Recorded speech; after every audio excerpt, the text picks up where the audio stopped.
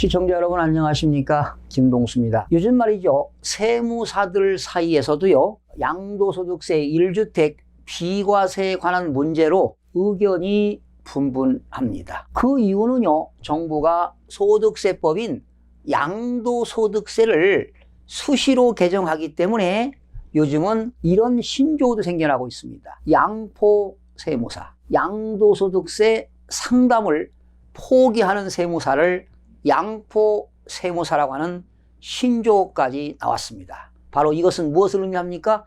그만큼 양도소득세 그 1주택에 대한 내용이 복잡해졌다는 이 얘기 아니겠습니까? 그래서 이번에 세무당국이 유권 해석을 내놓았습니다. 내년부터 바뀌는 최종 1주택 기산 방식을 사례별로 여러분들에게 자세하게 정리를 해드리겠는데요. 이제 일시적인 1세대 2주택 이런 활용이 되는 경우 시점에 따라서 결과가 크게 달라지기 때문에 1주택자와 다주택자 모두 사례별로 알려드리겠습니다. 현행 세법은 1주택자가 2년 이상 보유하고 있던 집을 양도하게 되면 양도가액 9억 원까지는 양도소득세를 비과세해 줍니다. 결과적으로 세금이 없다는 것이죠. 그런데 내년부터 최종 1주택이란 개념이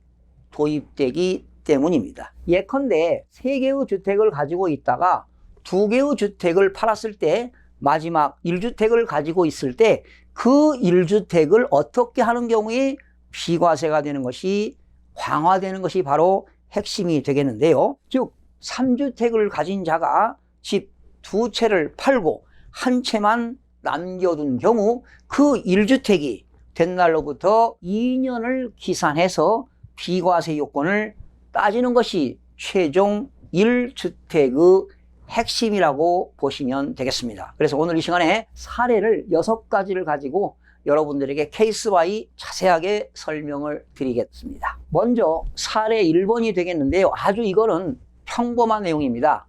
일시적인 1세대 2주택인 경우입니다.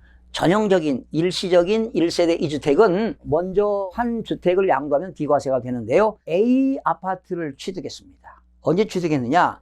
2017년 5월에 취득했습니다. 바로 이제 옛날에 취득한 거니까 2017년에 취득한 거니까 9주택이 되겠죠. 그런데 이 주택은 조정 대상 지역입니다. 뭐 서울과 수도권 지역 또 세종 일부가 이렇게 있는데 조정 대상 지역입니다. 즉 규제 지역이 되겠죠. 자, 이 A 아파트를 가진 사람이 B 아파트를 취득했습니다. 언제? 2019년 5월에 취득했습니다. 그래서 이 2019년 5월에 취득한 것은 대체 주택이 되겠죠. 새로운 주택입니다. 새로운 주택입니다. 그러면 일시적인 1세대 2주택이 되었습니다. 그러니까 B주택을 사가지고 이제 A주택에서 B주택으로 이사가는 것이죠. 그래서 종전주택인 A주택을 양도하게 되었습니다. 그래서 A주택을 매각했습니다. 언제? 2021년 4월에 매각을 했는데 역시 양도가액은 9억 원 미만입니다. 9억 원까지는 비과세가 되겠죠. 그래서 2021년도 4월에 양도를 했습니다. 매각을 했습니다. 그러면 역시 비과세가 되겠습니다. 바로 먼저 판 걸 팔았습니다. 그러면 지금 이 사람은 B주택만 가지고 있는 것이지요. 그런데 이 B주택을 또 언제 팔았느냐? 2021년 6월에 또 팔았습니다. 6월에 팔았어요. 지금 A주택을 2021년 4월에 팔았으니까 B주택을 취득한 날로부터 2년 이내 팔면 되는 거 아니겠습니까? A주택을 가지고 있는 사람이 B주택을 샀다. 그러면 B주택을 취득한 날로부터 A주택은 2년 이내 팔면 되니까 2019년 5월에 샀으니까 2021년도 4월이니까 2년 안에 팔았잖아요. 그럼 비과세가 되고. 그리고 이제 집이 현재 하나입니다. 그런데 B 아파트를 언제 팔았느냐? 또 2021년 또 6월에 팔았습니다. 그래도 역시 뭐가 되는 거예요? 비과세가 되는 겁니다. 그럼 결과적으로 일시적인 1세대 2주택, 2주택을 모두 비과세 받게 되었습니다. 자, 여기서 주의할 것은 일시적 1세대 2주택은 강화된 보유기간 기간 방법이 적용되지 않는다는 것입니다. 그러니까 지금 A주택을 팔고 B주택 하나만 가지고 있을 때 그 보유기간 그 기산일로부터 2년 적용하지 않겠다는 겁니다. 자, 다음은 사례 2번이 되겠습니다. 일시적인 1세대 2주택을 반복적으로 활용하는 경우도 혜택이 있는가? 결론부터 혜택이 주어집니다. 그러니까 사실은 이 사례 1을 설명드린 2번은요, 아주 그 일시적인 1세대 2주택을 잘 운용하면서 세금도 비과세 받는 아주 그 재테크의 전형적인 수단이라고 볼 수가 있겠죠. 자, A 아파트를 취득한 것이 2017년 5월입니다. 9주택이 되겠죠. 그리고 B 아파트를 2019년 5월에 대체 취득을 했습니다. 그러면 일시적인 2주택 아니겠습니까? 자, 그런데 이때 A 아파트를 팔았습니다. 언제? 2021년 4월이니까 B주택을 취득한 날로부터 2년 이내, 지금 비규제 지역은 3년 이내 팔지만 현재 조정 대상 지역은 2년 이내 팔면 비과세입니다. 그래서 2021년 4월에 양도했으니까 A주택 비과세를 받았습니다. 자, 그런데 이분이 지금 B주택만 가지고 있는데 또 새로운 C주택을 또 샀습니다. 언제? 2021년 4월에 팔고 5월에 다시 취득을 했습니다. 지금 그리고서 이제 B주택을 언제 팔았느냐? B주택을 2023년 4월에 팔았습니다. 4월에 팔았을 때도 어떻게 되느냐?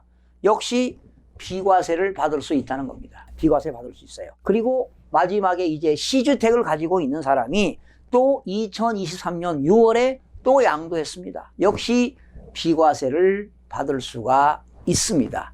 이렇게 해서 이거는 일시적인 1세대 2주택을 계속 반복해 가면서 활용하는 경우 아주 혜택을 보는 겁니다. 이건 참 사례 2번을 적용해서 집을 사고 팔고 하는 것은 상당한 재테크의 크나큰 수단이 되겠다고 생각이 됩니다. 자, 사례 세 번째가 되겠는데요. 일시적인 2주택을 적용받지 못한 상태에서 주택을 매각하는 경우입니다. 그러니까 원래는 일시적인 1세대 2주택을 적용하려면 A라는 주택을 샀으면 1년이 지나야 됩니다.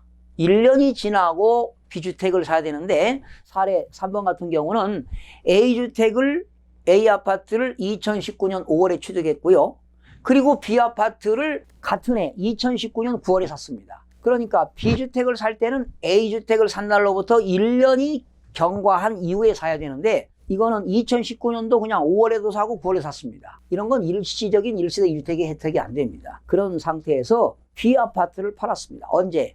2020년 9월에 팔았습니다. 이건 일시적인 2주택이 아닙니다. B주택 팔면 무조건 과세가 됩니다. 그리고 C 아파트를 또 취득했습니다. 2020년 12월에 또 취득했습니다. 그러면 이분은 지금 A주택과 C주택을 가지고 있는 거 아니에요. 그렇다면 만약에 이제 2주택인데 A주택을 양도하게 되면 당연히 A주택을 2022년도 4월에 양도했습니다. 비과세 받을 수 있습니다. 그런데 C 아파트를 2023년 12월에 매각하게 되면 이거는 과세가 됩니다. 그 이유는 일시적인 2주택을 적용받지 못한 상태에서 C주택을 양도했습니다. 그러면 이 사람은 C주택을 하나 가지고 있을 때는 A주택을 2022년 4월에 팔았으니까 여기서부터 2년을 보여야 되는 거야. 그러니까 결과적으로 2024년 4월 이후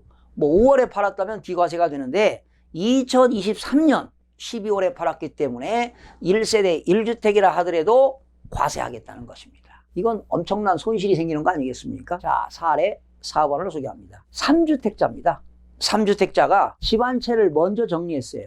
3개 주택 가진 사람이 하나의 주택을 먼저 정리한 상태에서 남은 2채가 일시적인 2주택이 되는 경우를 소개하겠습니다. 자, A 아파트를 2015년 10월에 조정 대상 지역에서 취득했습니다. 자, 하나죠, 지금? 그런데 B 아파트를 또 취득했습니다. 언제? 2019년 8월에 취득했으니까 2주택이 됐죠. 그리고 다시 2019년 12월에 C주택을 취득했습니다. 그럼 뭐예요? 3주택이 이미 되었어요. 그런데 3주택인데 C 아파트를 2020년 12월에 팔았습니다. C 아파트를.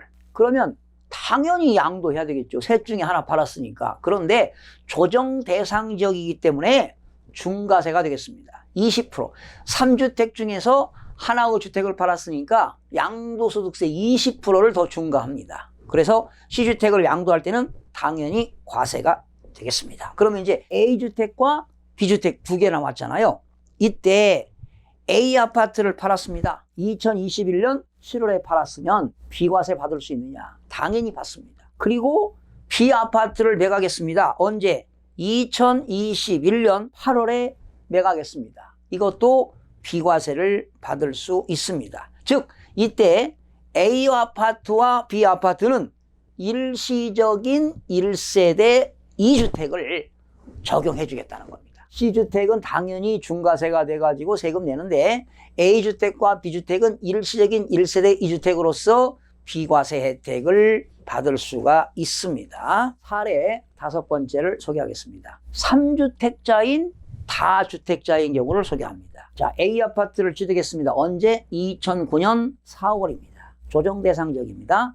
B아파트를 상속받았습니다. 언제? 2013년 12월에 상속받았습니다. 그러면 여러분 우선 잠시 사례 5번째 설명하기 전에 A아파트를 가지고 있는데 B아파트를 상속받았다. 그러면 일시적인 1세대 2주택이 되겠죠? 2주택, 1세대 1주택 특례 규정인데 이때는 상속주택을 양도하면 과세입니다. 내가 가지고 있는 일반 주택을 팔면 비과세, 그리고 나중에 상속주택 팔면 비과세가 되는데 지금 이분은 이제 상속주택을 받았는데 우리 세법상 상속주택은 원래 주택수에서 제외되는 경우가 있습니다. 자, 그런데 이분이 지금 A아파트 가지고 있어요.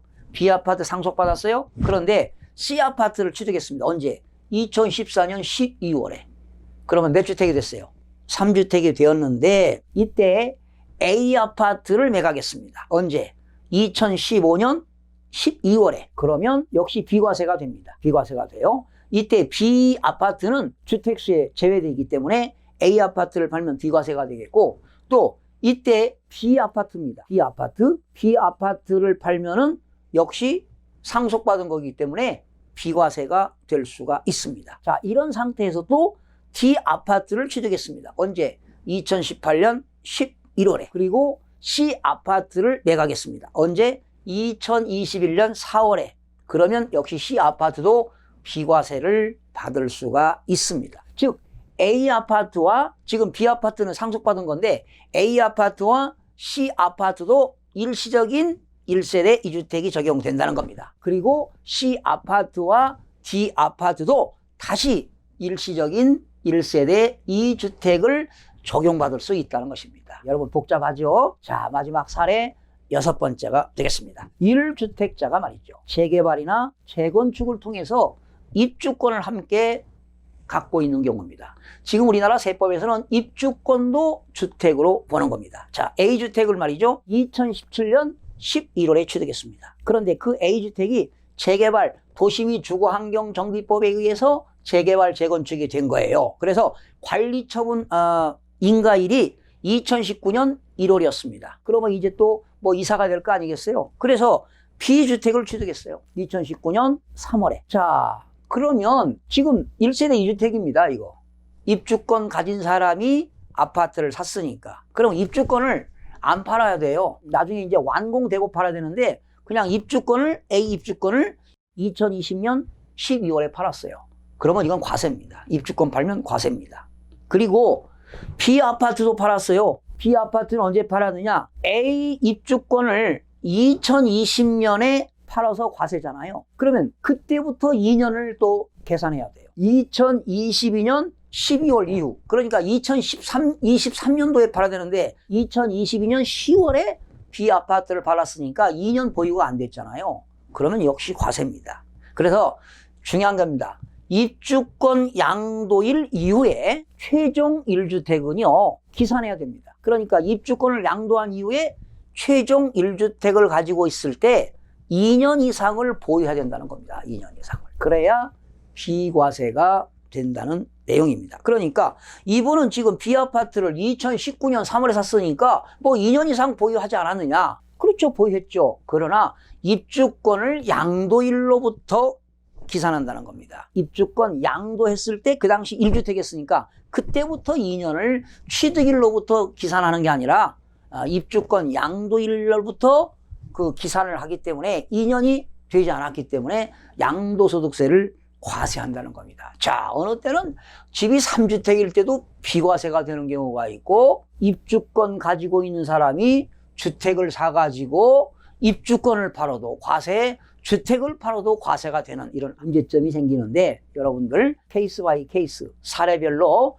1번부터 6번까지인데 여러분들 이 자료를 잘 보시고 살펴보시면서 손실을 보지 않도록 하시기 바랍니다. 그러니까 여러분들이 합리적인 의사결정할 때는요, 뭐 여러분들이 알아서 결정할 수 있지만 과세 당국에다가 철저하게 상담을 통해서 또는 전문 세무사를 통해서 내용을 정확하게 파악한 이후에 여러분들이 처분하거나 매각했을 때 세금을 절세할 수 있는 노하우가 되겠습니다. 시청해주신 여러분 대단히 고맙습니다. 최선을 다하겠습니다. 내일 아침에 찾아뵙겠습니다. 마음이 드셨다면 구독, 좋아요 꼭 부탁드리겠습니다. 고맙습니다.